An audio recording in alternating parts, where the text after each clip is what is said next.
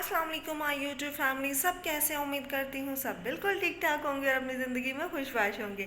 जी जनाब, नए दिन का आगाज़ हो चुका है और हम हाजिर हैं एक नई वीडियो के साथ। आज की जो वीडियो है वो बहुत बहुत ख़ास है। मेरी पूरी कोशिश होती है, मैं पूरे दिन लगा कर पूरी सर्च करके मैं अपना टॉपिक ढूंढ के उसके ऊपर वीडियो बनाती हूँ, क्योंकि मैं चाहती हूँ कि वीडियो ऐसी हो जिससे वाकई ही किसी को फ़ायदा हो रहा हो, क्योंकि एवी एवी वीडियो बनाने का मज़ा नहीं आ रहा होता। तो कोशिश ये मेरी होती है कि या तो वीडियो बच्चों से मुतल्लिक हो, बीमारियों से रिलेटेड हो, या ऐसे मसले मसाइल से रिलेटेड हो जिनसे किसी को वाकई ही फ़ायदा हो रहा हो। तो जनाब, आज का जो टॉपिक है वो है औरतों के जो डिफरेंट मसले मसाइल हैं उनके ऊपर। ठीक है, हम इसमें औरतों के मसले मसाइल के बारे में भी बात करेंगे। इसके साथ साथ एक बहुत ज़्यादा चीज़ जो आजकल हमारे इसमें चल रही है वो है बदहज़मी, तेज़ाबियत, भूख का ना लगना। ठीक है, ये जो चीज़ें हैं ना, ये बहुत ज़्यादा हो गई हैं।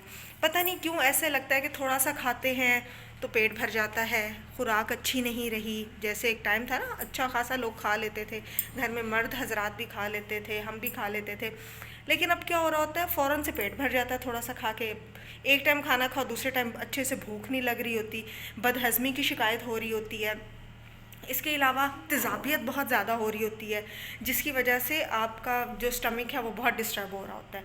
तो मैंने सोचा कि इन 2-3 टॉपिक्स पर मैं एक साथ वीडियो बनाती हूँ, आपको कुछ होम रेमेडीज़ बताऊँगी जिनको यूज़ करने से इंशाल्लाह आपको बहुत बहुत ज़्यादा फ़ायदा होगा। लेकिन होम रेमेडी की जब भी मैं वीडियो बनाती हूँ तो एक बात मैं हमेशा आप लोगों को बताती हूँ, वो ये है कि होम रेमेडी एक से ज़्यादा मैं बताती हूँ। एक बीमारी के लिए मैं बहुत ज़्यादा होम रेमेडीज़ बताती हूँ, ताकि किसी को एक से आराम ना हो रहा हो तो वो दूसरी ट्राई कर ले। ठीक है, सेकंड, ये होम रेमेडी को आपने कम से कम 1 वीक तक यूज़ करना होता है। 1 वीक 15 डेज़ तक यूज़ करेंगे तभी आपको फ़ायदा होगा, ये बात लाजमी याद रखिएगा। चलें अब हम चलते हैं होम रेमेडी की तरफ। जी जनाब, तो हम अब बात करते हैं औरतों के मसले मसाइल की। औरतों में जो मसले मसाइल होते हैं, हम पहले उनके बारे में बात करते हैं। उनको पहले मैं उनके लिए आपको कुछ होम रेमेडीज़ टिप्स देती हूँ, जो आप यूज़ करेंगे तो आपके प्रॉब्लम ख़त्म हो जाएंगे। औरतों में समटाइम कमज़ोरी से बार बार चक्कर आना और बेहोशी की शिकायत भी हो रही होती है। इनको आपने दूर करने के लिए क्या करना है कि आपने कुछ माह तक लगातार खजूर खाने हैं। ठीक है, याद रखें, खजूर गर्म नहीं होते और खजूर सुन्नत है खाना। ठीक है, अगर आप खजूर खाना शुरू करेंगे तो आपको इस मसले से इंशाल्लाह अफाका होगा। अच्छा, सेकंड में मैं आपको ये बता दूं कि कुछ लोगों को होता है यूरियन का इशू। ठीक है, यूरियन के इशू के लिए, यूरियन का इशू आपको पता है आजकल बच्चों में भी बहुत ज़्यादा आ रहा है कि यूरियन होल्ड नहीं कर पा रहे होते। ठीक है, इसके लिए मैं आपको बताती हूँ, पके हुए केला जो होता है ना, कच्चे नहीं, पक्के पक्के केले, पके हुए केले, इसके अंदर आंवले का रस और शक्कर के साथ मिलाकर पिएंगे तो पेशाब वाले मसले में, जो आपका यूरियन वाला इशू है, उसमें आपको अफाका होगा। अच्छा, नेक्स्ट मैं आपको बता दूं कि एक पका हुआ केला आधा तोला घी के साथ खाने से ना, जो समटाइम हम लेडीज़ में पानी गिर रहा होता है ना, डिस्चार्ज का इशू होता है, वो ख़त्म हो जाता है। ठीक है, उफ, बड़ा अनकंफर्टेबल हुई होती हूँ क्योंकि यहाँ पे ना चीज़ें मेरी मौजूद नहीं होती। अच्छा, सेकंड में मैं आपको बताऊँ, आंवला का रस शहद के साथ पीने से ना आपकी अंडर लेग में जो समटाइम जलन, इचिंग हो रही होती है ना, ये ख़त्म हो जाती है। और इसके अलावा मैं आपको एक नेक्स्ट बहुत बहुत अच्छा टोटका बताने लगी हूँ।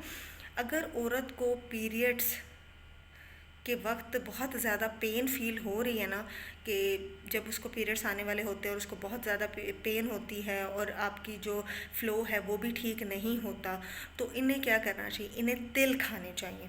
ठीक है, आप 1 तोला तिल ले लें। ठीक है, उसके अंदर 20 तोला आपने पानी देना है और उसको बहुत बहुत अच्छे से पकाना है। जब वो पानी 5 तोला के बराबर रह जाए तो इसमें गुड़ डालकर दोबारा पानी को गर्म कर लें।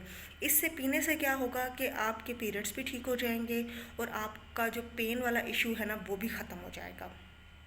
इसके अलावा कच्ची प्याज, कच्ची प्याज सलाद की सूरत में खा लें आप, खाना खाते हुए साथ इस्तेमाल कर लें। कच्ची प्याज खाने से क्या होता है कि आपके जो पीरियड्स होते हैं ना, वो भी ठीक हो जाते हैं और आपको पेन भी नहीं होती। ठीक हो गया। अच्छा, कुछ औरतों में होता है दूध नहीं उतरता, जैसे उनकी डिलीवरी होती है दूध नहीं उतर रहा होता। उसमें क्या होता है कि औरत अगर ज़ीरा खाए, जैसे कहते हैं कि आप ज़ीरा खाएं, सफ़ेद ज़ीरा खाना होता है। ठीक है। सफ़ेद ज़ीरा खाएं तो उससे भी दूध में फ़र्क पड़ जाता है, ठीक है। और अगर ज़चकी मतलब डिलीवरी के दौरान औरतों को चाहिए कि वो ना सोया का इस्तेमाल किया करें, इससे दूध बहुत उतरता है और कमर में भी दर्द नहीं होता, और आपने जो आपका होता है ना डाइजेस्ट खाना नहीं हो रहा होता, बदहज़मी हो रही होती है, वो भी ठीक हो जाता है। ये सोया बहुत अच्छे होते हैं, इनको लाजमी इस्तेमाल किया करें।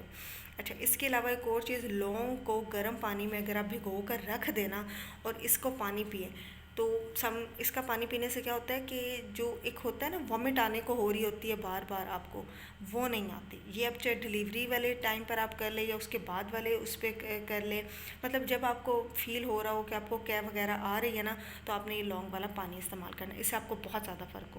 और अगर मौसम है सर्दियों का और मौसमी अवेलेबल है, ऑरेंज की जो एक किस्म है, टाइप है मौसमी, अगर आप उसका इस्तेमाल करते हैं तो उससे भी आपको वॉमिट वाला इशू नहीं होगा। अब हम बात कर लेते हैं तेज़ाबियत, एसिडिटी की, जो सम टाइम हमें बहुत ज़्यादा आजकल के खानों से हो रही है। उसमें आपने क्या करना है, उसमें आपने सफ़ेद प्याज का रस ले लेना है, उसको शक्कर में डालकर आपने पी लेना है, ठीक है। क्योंकि आप खाली तो प्याज का रस नहीं पी सकेंगे, उसमें आप शक्कर मिक्स कर लेंगे तो उससे टेस्ट बहुत बेहतर हो जाएगा। सेकेंड में आप क्या कर सकते हैं, अनानास। अनानास को सब जानते होंगे, आपको फ्रूट वाली शॉप से आराम से मिल जाएगा, जिसको इंग्लिश में पाइनएप्पल भी बोलते हैं। इसके आपने बड़ा सा पीस ले लेना है और इस पर शक्कर और काली मिर्च छिड़क कर आपने खाना है, तो उससे भी डायबिटीज़ कह रही हूँ, डाइजेस्ट हो जाता है, ठीक है।